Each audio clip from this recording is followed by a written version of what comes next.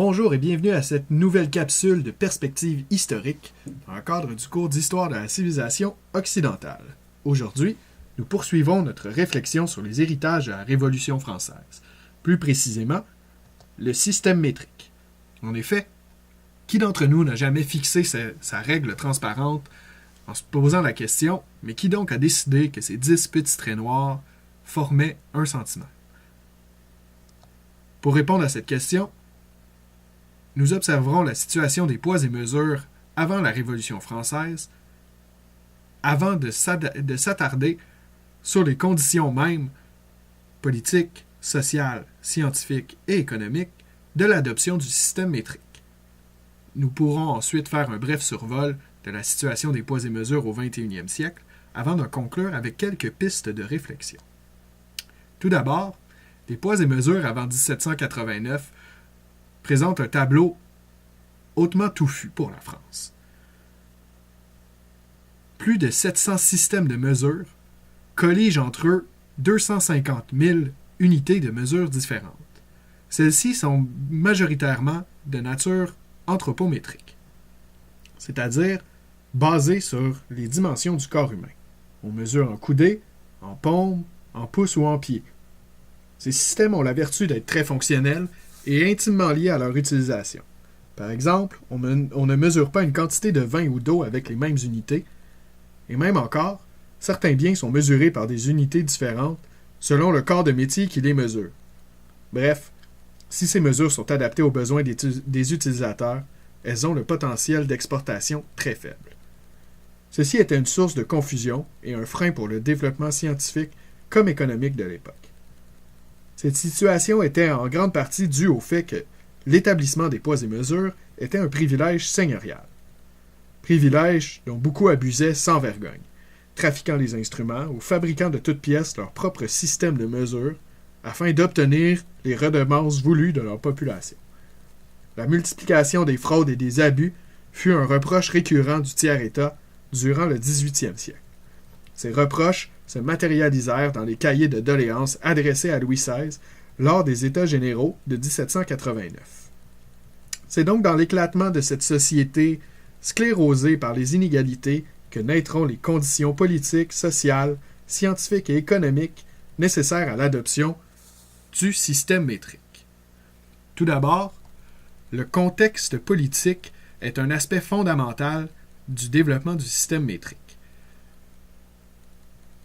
Le 4 août 1789, l'Assemblée nationale abolit subitement et unilatéralement tous les privilèges des nobles et ecclésiastes du pays, rendant tout le monde égaux devant la loi.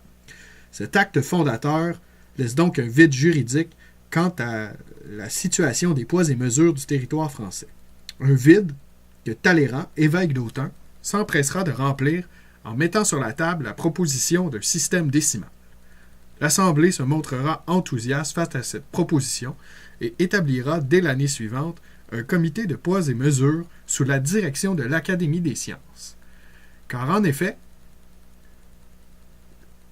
une des caractéristiques du système proposé par Talleyrand est en fait de fonder les mesures de base du système sur des phénomènes naturels. Le phénomène proposé à l'époque est le rapport entre la longueur du pendule et le temps effectué pour accomplir son arc. Cette perspective s'étend dans un contexte social plus large, un désir d'égalité qui anime cette période de l'histoire française. Il suffit de se rappeler que la Déclaration des droits de l'homme et du citoyen est un texte fondateur de la Révolution française, et son premier article décrète l'égalité des hommes devant la loi. Cette égalité, les Français tentent de la retrouver, justement en attachant leur prise de décision à la nature plutôt qu'à la vanité des hommes. C'est pourquoi ils tâcheront de fonder un système métrique sur des phénomènes naturels. Celui qui finira par être choisi en 1991 s'avère être un 1/10 du quart de la longueur du méridien passant sur Paris. Ceci nous amène à considérer le contexte intellectuel de l'époque. Les 16, 17e et 18e siècles sont une période de transformation au niveau technoscientifique. D'emblée, la révolution scientifique se manifeste par le déclin de la conception du monde aristotélicien.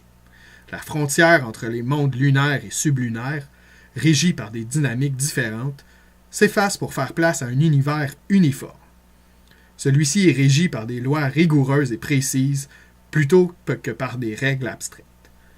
L'empirisme de Newton et le doute cartésien poussent maintenant les intellectuels à concevoir la nature sous un œil mathématique. Même Dieu est maintenant conçu comme un ultime ingénieur.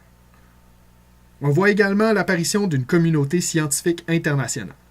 La création de la Royal Society et de l'Académie des sciences de Paris ne sont que la formalisation d'un vaste réseau de correspondance entre hommes de sciences de toute l'Europe. Ces échanges qui se multiplient forcent les savants à constater qu'il devient complexe et ardu de non seulement reproduire les expériences et les calculs de leurs collègues, alors qu'ils doivent constamment établir des équivalences.